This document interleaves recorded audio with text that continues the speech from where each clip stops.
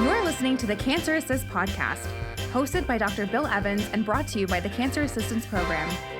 Wherever you are in your experience, we're here to provide help and hope as you navigate cancer prevention, treatment, and care. Help when you really need it.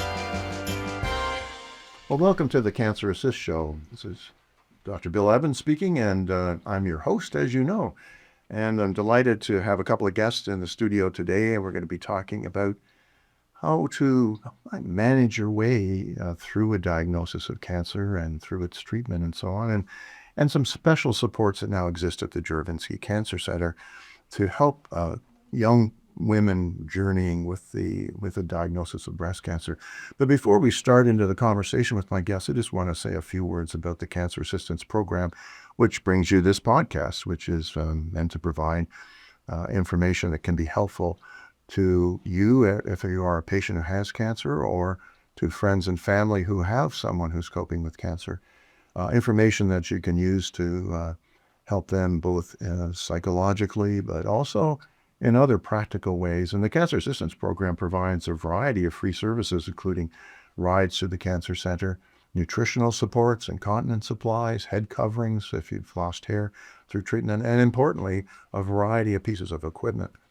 From wheelchairs and ambulators, commode chairs, a variety of different pieces of equipment that can help individuals in their homes and enable them to get out and about if they're experiencing some level of disability as a result of the cancer or its treatment.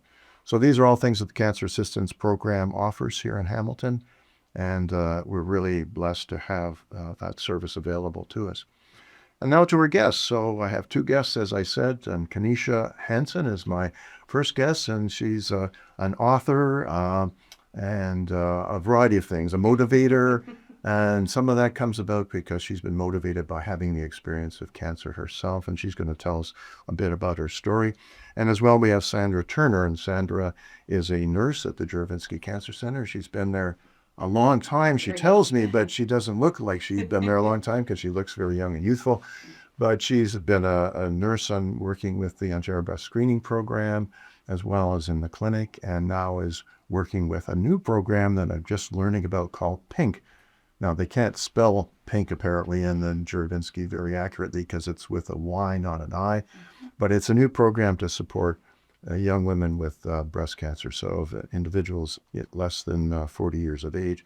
So we'll talk about that in a moment, but let's start first with Kenisha, and maybe a little bit about yourself, what you were doing before you were taken off your direction in life by a diagnosis of Hodgkin's disease. Yeah, what I was doing before, so I was working for the government. I still do now today. I was actually in corrections. So I was working there, also working on going to get my PhD. Yeah, my PhD in psychology. Working and doing a PhD at the same time? I'm going to go get my PhD. So I had applied and I was getting ready to go. I had everything all set. I was going to go to New Zealand, to finish my studies. And everything kind of changed for me.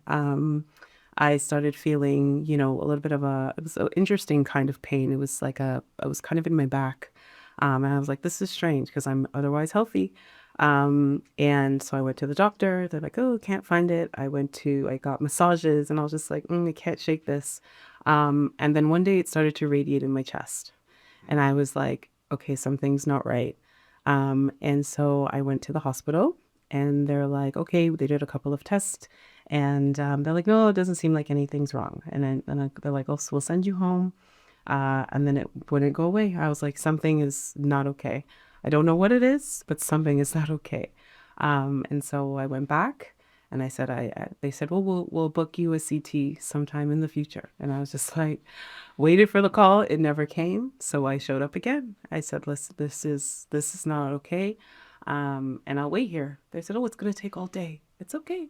I'm like, I have all day. This pain was probably getting more and more intense, was it? It was peculiar. It didn't feel like anything that I felt before. It felt very off, right? And I think that's so important to listen to your body. I was going to use that expression, and exactly what was on my mind, because you're making an extremely important point that people do have to listen to their bodies. Only you know what, your body feels like. So you speak. And if something is persistent and getting worse, you're the best person to report it and don't ignore it. I think some people do. Absolutely. And then the persistence you're showing as well is another feature, is not to be dismissed by people saying, well, it's in your head, or it's if you're concerned, to be persistent. So those are two important messages right there that no, you get. absolutely. Absolutely. And I think just like you're going to have to advocate for yourself, especially throughout this journey, right? And that's something that I had to do very early on.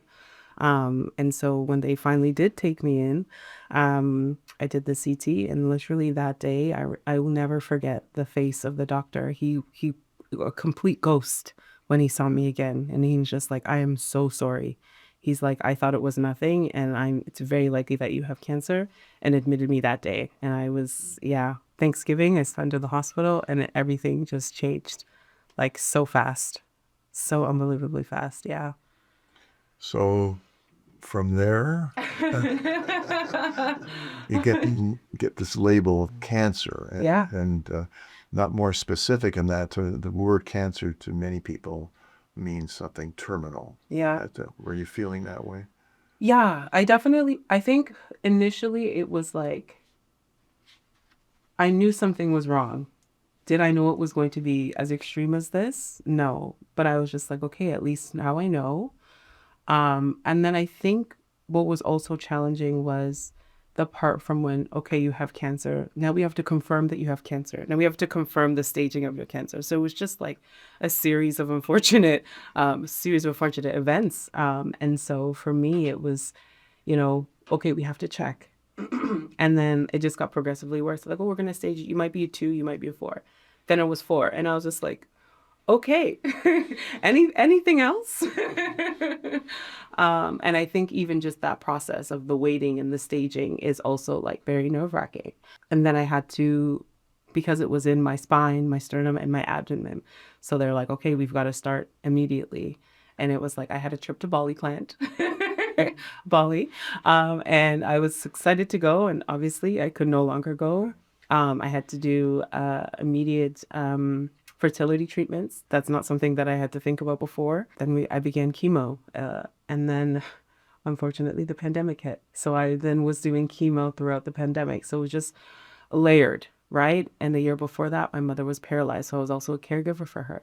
So it was just a lot of things that were layered. So I found it was so imperative to, like we discussed before, like listen to myself, listen to my body, aware of the things that I was feeling, because my mental capacity and my mental state was so important, so unbelievably important. And I don't think that I would be here had I not, taking that time to really like connect with myself, taking that time to like not get so lost in all of the things that were happening. But kind of just focusing one step at a time. But you said something interesting there, that you were treated during COVID, which is very isolating, because you couldn't have other people really around very much. So what were your supports like, or did the supports have to be inner supports as opposed to people who were around you to support you? Yeah, and I think that was interesting because I saw a bit of both, right? Because I had a couple of appointments where I could have friends and family. And then all of a sudden I could have no one. So I think that transition to that was very challenging. And yeah, like you said, very isolating, right? Because now you're just sitting there, and I think, one, you're trying to, beat cancer or survive cancer, as well as now dodge COVID and, not get taken out by that. And you're seeing all these news stories.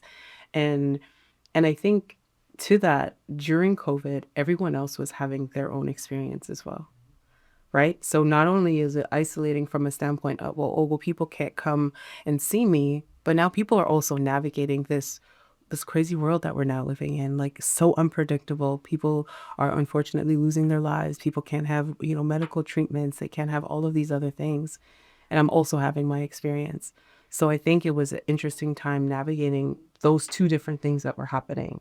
And you're very young in life. I don't know what your age is. I'm not very good at guessing. And that's supposed to guess a woman's age anyway. but you're young, Yeah. and so you're early in life, and I don't know what your relationships are in terms of thinking about family and Yeah. children and all those sorts of things. But when you're getting chemotherapy and presumably you lost hair and you probably were feeling sickly a lot of the time and maybe didn't want people around because of how you were feeling. So you would have gone through a lot of physical changes as well as emotional and psychological changes. Absolutely, absolutely. So I do have a partner. It's the same partner that I had when I was going through treatment, and yeah, I definitely lost my hair. I cut it shorter, like I did like a gradual kind of thing, and then after that, I had to cut it off because it was obviously thinning so much. And yeah, I think that whole experience, I think people sometimes underestimate. They're like, oh, it's just hair. It's a little bit more than that to me because this wasn't my choice. And your partner stayed with you, Yes. supportive. Yes, he was very supportive, so I am very grateful for that. And that's it is really important. And I've actually, as a physician, I've seen the opposite. Some men are not very supportive, and Yes. sometimes I've had it said. I have a young lady with breast cancer, and the fellow said, I didn't bargain for this when I got married, and he left. Yes. He wasn't going to be supportive at all. So Yes. this can happen, and it's a real tragedy. So I've heard kudos this. to your partner for sticking it out. Thank you. And I think it's a very interesting point that you mentioned there because I did hear that and I did see that. Like obviously I was following like forums and different things like that. And I think I would get oh, you're so lucky that he stayed. And it's just like there's an internal thing that happens for me now. Now I'm just like, am I no longer worth, loving because now I have cancer? So it's just very interesting to navigate. Like I understand what they're saying, like, but also it's like, huh, am I no longer worth anything? Am I now tainted or tarnished goods because of this thing that I didn't ask for? Right. You're looking healthy and well now. You're in remission. I am. And obviously you changed in a number of ways. Perhaps your ambitions of what you were going to be doing in your training and your work life has changed. And tell us about that. Oh yeah, it's changed a lot. I think first I had to do some unpacking of the PhD dreams and goals and aspirations, right? That was I was, an academic. I got, good grades in school. I was like, this is what I'm doing. This is the only thing that I could do. Of course I'm gonna get my PhD. This is how this works. And then when that And what was your field of endeavor with the PhD? Psychology. Psychology. Yeah. Okay. Yeah, exactly. So I had to now unpack that, right? Because now I was just like, well, there's no point. Like I did all of this work for this thing that I can no longer do right now. And I think I tied a lot of my worth to it. I tied a lot of like who I was, my identity. I felt that that's how I would be respected in the world as a Black woman. And so I had to unpack that and tease it apart because now, just because I don't have my PhD doesn't mean that I'm not worth anything. Doesn't mean that, people can't respect me. So I feel like I had to do that first. I had to be okay with maybe it's not now, maybe it's not ever, but it doesn't define me. So that was the first step. It took a lot of work because you don't realize how tied we are to these thoughts, our goals, and our ideas. And so moving forward, moving past that, I was actually able to write a book. And my book is called Peace Your Way to Success. And it's not something I ever had in the cards for myself. I never thought about being an author. I wasn't, dreaming all my life. I want to, be an author. Never thought about it. But I am a very spiritual person, but it felt like something that I was supposed to do. It felt like there was a story there. There was something that I could share with people, to support them. And like you mentioned earlier, with not necessarily cancer, but it can be any life-altering event. And looking at all facets of your life, your finances, your mental, your spiritual, like your relationships, your physical well-being. And so, yeah, I did that. I became a coach. So right now I do coach leaders, really helping people align with like their values, the things that are important to them, why it is important to them, and honoring their story, honoring, all the things that are important, all the things that they want. And so, yeah. You're on a different career path. I'm on a different career path. So illness is a bad thing, but sometimes can be translated into something Yeah. positive. Eh? I want to bring Sandra into the conversation now because you're dealing with more young women who have stories that I think have many similarities, but with a different disease process, but still the similar impacts and in terms of locking people off their career paths because they're all under 40 years of age or 40 and under. 40 under, exactly. And they're also experiencing changes in their physical appearance and perhaps even greater than what Kenisha's experienced because it's breast cancer, so they may have lost part or all of the breast. They may have a genetic predisposition because they're younger women, and so there's concerns about, Future other future, cancers. yes, other cancers and family members, and then the same issues about family and children and fertility. And so tell us a little about that experience and how women you're seeing are similar to. Yeah, when you were speaking, Tanisha, there was so much that resonated on what I do and how I help these young women that come to the Cancer Centre. And the program has been going now since summer of 2013. And this program is supported solely by donations. The Justin Newberg Foundation gave a large grant. So the program is funded by that. And it's a 5-year program. And we also have some support from the Bright Run to help with the research coordinator. And, these young women that I see, very similar problems to what Tanisha described. And I'm able to intervene very early. So I get a referral right when they come to the Cancer Centre. And sometimes the external surgeons will let me know that they're coming, and I can reach out to those people before they even get to the Cancer Centre. And when I talk to them, they tell me that is the hardest time when they're, they've been told by their family doctor that biopsy is positive for breast cancer, and they have to wait a week or 2 weeks to get to the Cancer Centre, and they're scared. And I'm able to answer questions. I'm able to let them know what's going to happen, in general terms when they arrive at the Cancer Centre. And then I meet them at their first consultation. And I already know that person, and they already have a familiar face.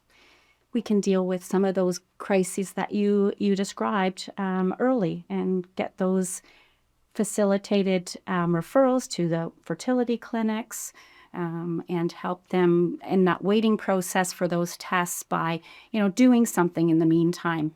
So it's been a very beneficial program, I think. When you get a cancer diagnosis, as I understand it, not having had one yet, but it's overwhelming, and you can be a bit like a deer in the headlights, and you're getting so much information, so many things to think about in your life, the treatments, the fertility, you name it. It's hard to sort of know what to do next. Yeah. And it seems to me that what you're describing and the role you have is really essential for all cancer patients. I agree, I agree. You are the navigator, the person who takes their hand and say, this would help, this resource is over here. And as I've done these podcasts, we've had the opportunity to talk to child life specialists, occupational therapists, physiotherapists, people that can make a real difference in the cancer journey. But most times, for the majority of patients, they're going in the Cancer Centre, they're seeing a physician, and they're hearing just the medical piece. Yeah. Drugs you're going to get, or radiation you may get, and the side effects, and these medicines to help with the side effects. But they don't hear about how, exercise can make a difference to how you feel. Yes, for sure. In fact, your children could be talked to or you could be taught how to talk better to your children about the life threats facing and things of that nature. So having other resources that can do the connecting to parts of this. And even talking about things like intimacy during cancer and birth control. Those medical teams, your oncologist and your primary nurse, they're focused on the side effects of your treatment and getting you through that treatment to cure the cancer or keep the cancer stable and keep you living the best life you can live. But I can help them. I talk about relationship. How are things with you and your husband? How are the kids doing? Have you talked to their teacher? Are you still maintaining that intimacy, having date nights or cuddling if you don't feel up to being actually physically intimate? There's lots you can do to keep that relationship going so they don't end up as one of those people whose husbands walked out the door. And, the other teams don't have time to do that. So I certainly am able to make that time and talk about those things that aren't spoken about, not because they don't care, just because they don't have the resources to do it. Now, this PYNK breast cancer program for young adults didn't originate, I gather, in Hamilton. It started in Sunnybrook. Yeah, in 2008, actually. Okay. And what's been the sort of history? How did it get started? Was it just someone who felt the need? Yeah, so actually it was Dr. Ellen Warner. She was at the symposium that happens every December in San Antonio, the breast cancer symposium, and apparently it was a rainy day, and her and some other people were out to lunch or out walking the boardwalk. I'm not sure which, but anyways, they came up with this concept that young women, and she was a breast cancer oncologist, so specifically breast cancer, these young women needed extra supports, that it was a very difficult journey, interrupting school, interrupting their life, taking that turn in their path that you don't expect to happen. And they came up with this concept that they should try and develop a program to support these young women, and they called it PYNK. People always ask what the acronym is, and there's not an acronym. It's just a word, and changed with the Y to make it interesting. I don't know. Maybe the Y chromosome? No. Is that how it works? No, because it's double X, yeah. But that doesn't work for PYNK. So they came up with that concept in 2008, and they're supported by fundraising and some donors as well. Yeah. Well, the whole concept of support for adolescents and young adults has gained a lot of traction because there's an awareness of all these other things happen in the lives of young people, as distinct from sort of the more typical cancer patient who's in more advanced years. And there are these AYA programs in many places. I actually had hoped to have one of the Juravinski. It's coming. There. Is it finally coming? Yes, it is coming. They're working on hiring the person right now. Good. Oh, very good. Because I thought when we had some raw space there, I could make it into the AYA unit, but it became necessary to convert it for more bone marrow transplants, stem cell transplants, and so on, CAR T cells. So I'm glad to hear that it hasn't been forgotten, because it will fulfill a need that you were describing in terms of all the multiplicity of things that happen in a young person's life. Yes. Their education, their getting a partner, starting a family, having kids. It's a financial need. So it's a complex period of life, and to have it punctuated by a cancer, or torpedoed by a cancer, it really is terribly unsettling, and supports and guidance through that period is tremendously important. Before we talk a little more about that, I think we'll take a brief break and hear from our sponsor, so to speak, from the Cancer Assistance Program, and we'll be right back to talk more. We'd like to take a moment to thank our generous supporters, the Hatton Family Fund and Banco Creative Studio, who make the Cancer Assist podcast possible. The Cancer Assistance Program is as busy as ever, providing essential support to patients and their families. We remain committed to providing free services for patients in our community, including transportation and equipment loans, personal care and comfort items, parking, and practical education. These services are made possible by the generosity of our donors through one-time gifts, monthly donations, third-party fundraising, corporate sponsorships, and volunteer opportunities. Visit cancerassist.ca to see how you can make a difference in the lives of cancer patients and their families. We're back with Kenisha and Sandra. Your book title, Peace, I'm going to say it slower. You said it very quickly. I'm not sure people listening would have heard Peace, Your Way to Success. Yes. And so there's the peace, they might have heard P-I-E-C-E, it's P-E-A-C-E, yeah. And success. We need to talk about both of those terms. Yeah. So the peace that you're talking about, tell us what you mean by it. The peace that I'm talking about is the internal peace, the internal contentment, what you feel when you are living the life that is your own, right? When we talk about that, we talk about when we listen to our bodies, awareness of, what helps us, what we love, what we don't love, and living in alignment with that. And I think it's just living in alignment. And in order to do that, we do have to be aware. We have to be aware of the things that we love, the things that we don't, the things that we want more of, the things that we want less of. and just choosing to honor ourselves, giving ourselves grace. That's a big part of peace for me. Giving myself permission to change my mind, giving myself permission to flow through things as they come, the ebbs and flows of life. Peace. So the peace, you'd be talking about listening to your body as the physical things, and the peace you're talking about is listening to your emotions and your mind, your thoughts, and learning how to control them, I think. Right? Is that what you're probably saying? Yeah, I think like tuning into it, right? And making and choosing what aligns with that, right? Because I think sometimes we intuitively know, okay, I like this, or I don't like this, or I want more of this, but then we don't make the choices to amplify those things that we enjoy. And I think that that's a part of it, right? We do with understanding, what it is that we want. We also have to make the choices to live in alignment with that. Otherwise, we're just saying, well, yeah, I love, art, right?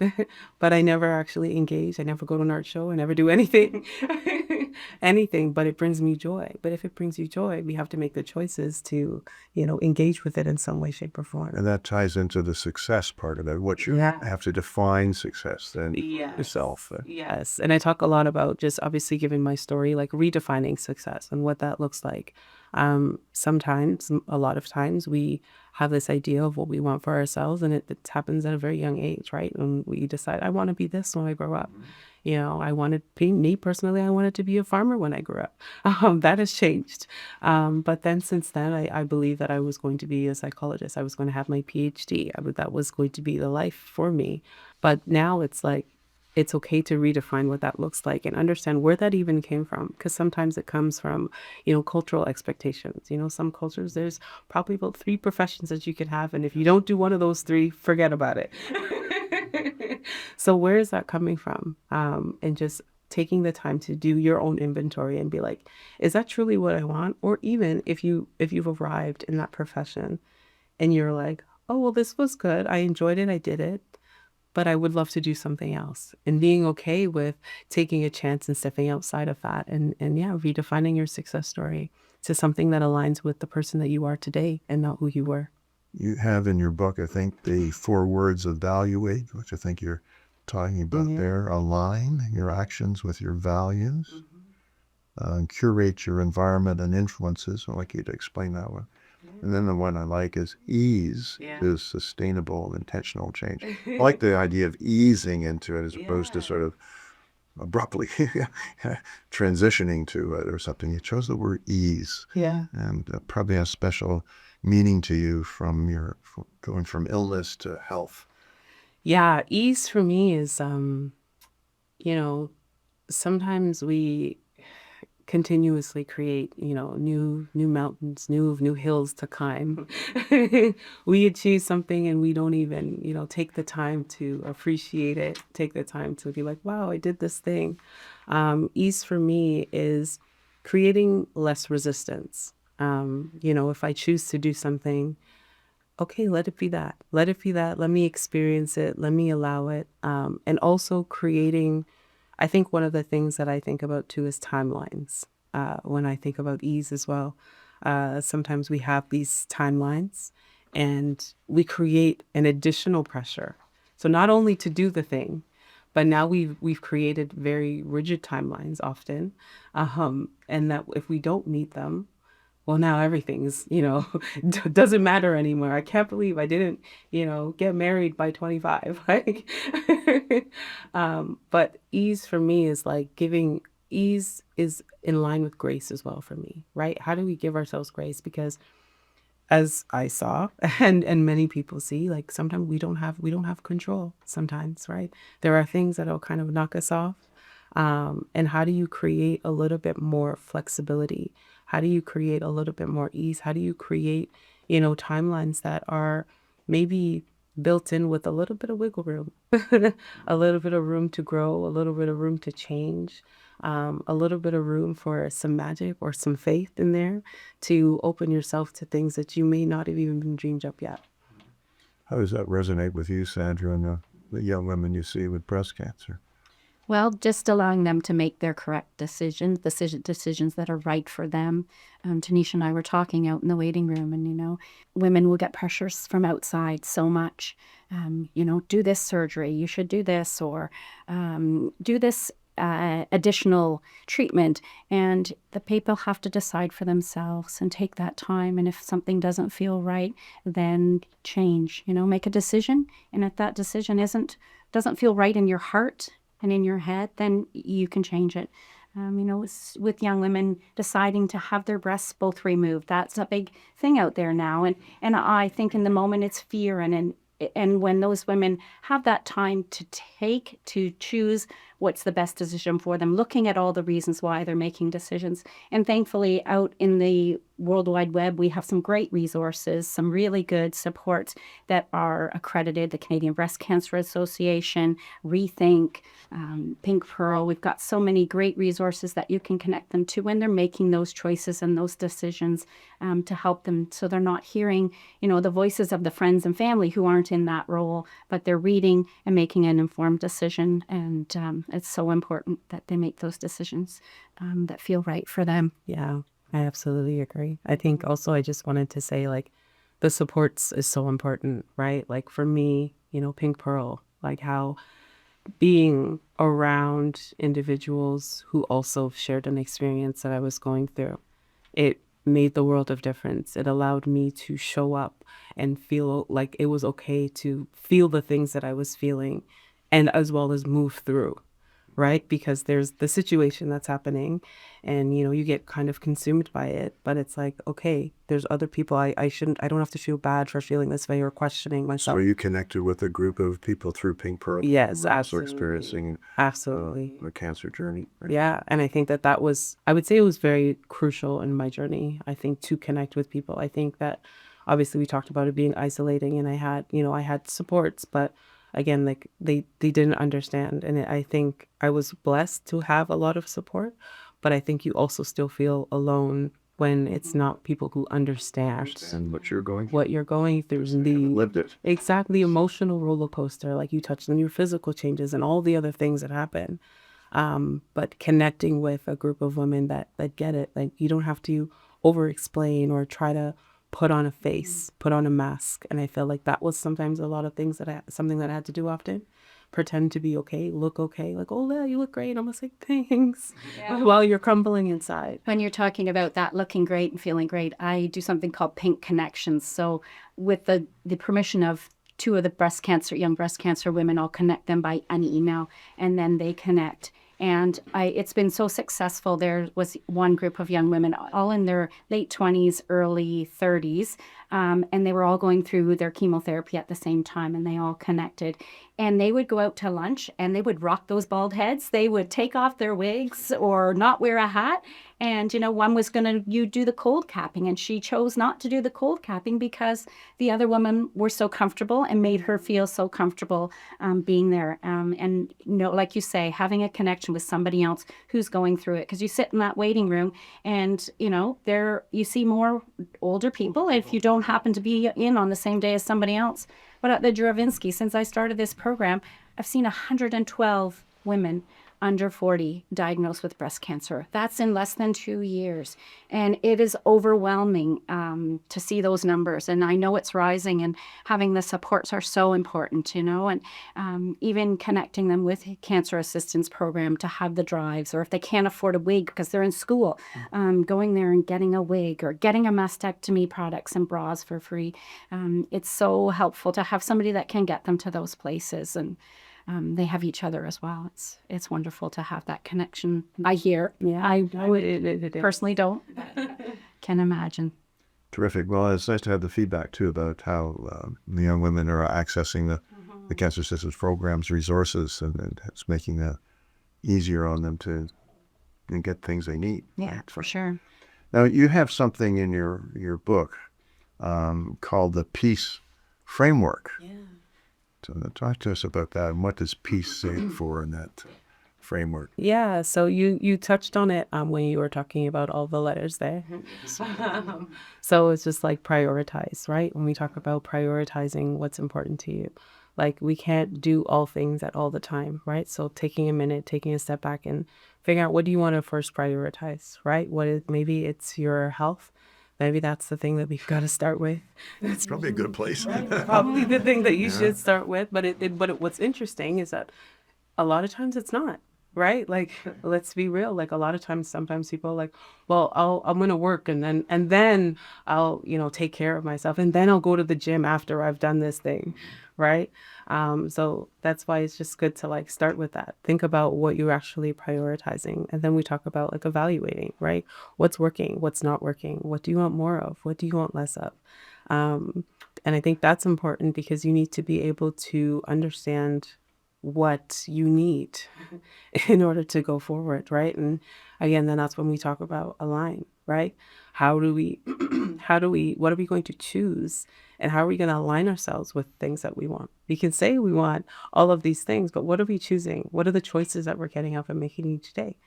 And then the C is for curate, right? And that's curating your environment, curating the world in which you want to live. So that is that action part. That is making those decisions to choose, well, if I want more, love in my life, okay, what does that look like, right? How do I curate that experience around me? How do I show up for myself? How do I show up for others? And like really taking that time and again, defining all of what all of those things mean to you. And then we talked about the ease part, right? Let it be easy. Let it invite ease into your world. I think there's so much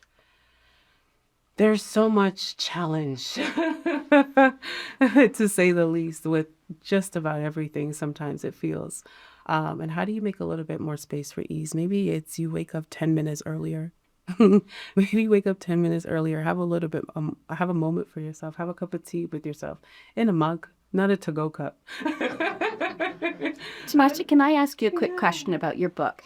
Because I'm thinking about the breast cancer patients that I see. When would you think a time to talk about a book like that? Is that at the beginning of their journey, more near the end when they're getting back to their what we call new normal or what a lot of people call new normal? When would you think your book would be good to help these young women?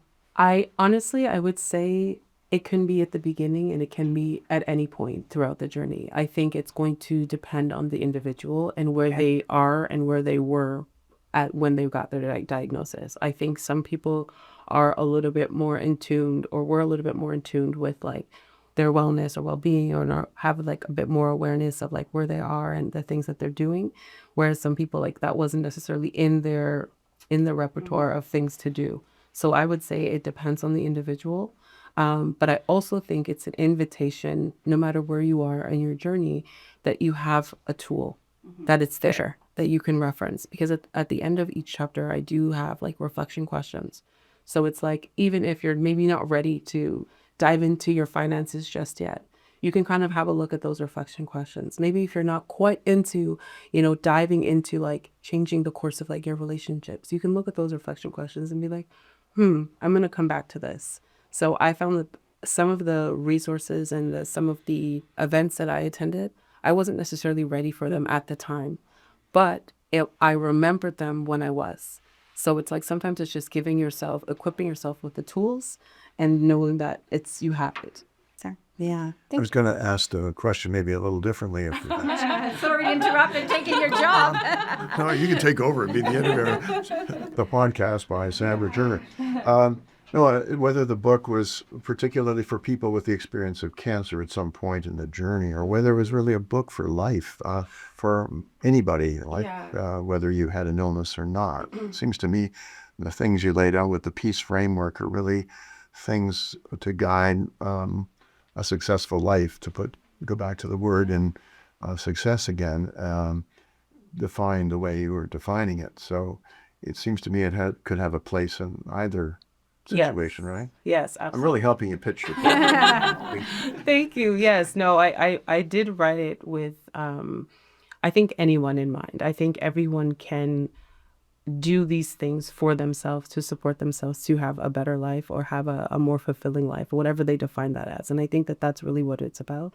It's how you define it and taking the time to realize how you are defining your life and how you are choosing to live your life, looking at the choices that you're making. I think anyone can benefit from, understanding what critical insurance is. And I talk about that. I think that that's important. I think that that's across the board. And I feel like that's what I really wanted to convey, was that these aren't just things to worry about when you're ill, right? This is also preventative, right? From every aspect of your life, right? If we are taking the time to be well regularly, then, when inevitable challenge come, we already have tools. We already know what it is that we need to fall back on. But yeah, I think one of the things that really struck me was, how little people know, and I saw you nodding about the critical insurance and what insurance you have with work, or whether it's school or whatever, what that looks like, because it's very hard, and you're not going to get critical insurance when you need it. And cancer treatment interrupts your job. Absolutely. And it costs money, even though we have a public healthcare. It does. Public healthcare system, cost of loss of work, parking, gas to get to your appointments.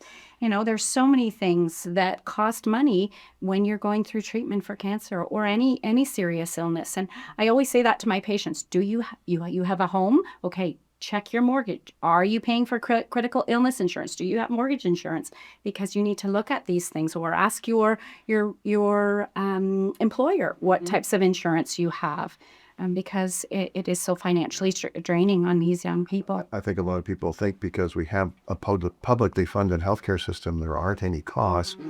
We've actually done a prior podcast with Chris Longo, who's an economist, and as one of his research areas is looking at the out-of-pocket costs with cancer, and they've been going up and are now roughly about $1,000 a month, which is shocking. When you get into supportive care drugs and parking and food costs when you got to go to the hospital, and et cetera, and the lost income. It all is much more the financial impact and financial toxicity than people really think about in a situation of health. So it's good that people hear these messages, because maybe they do something a little different, feeling better prepared. Yeah. So where could someone listening get your book? And remember, we've got people listening on 5 continents. So.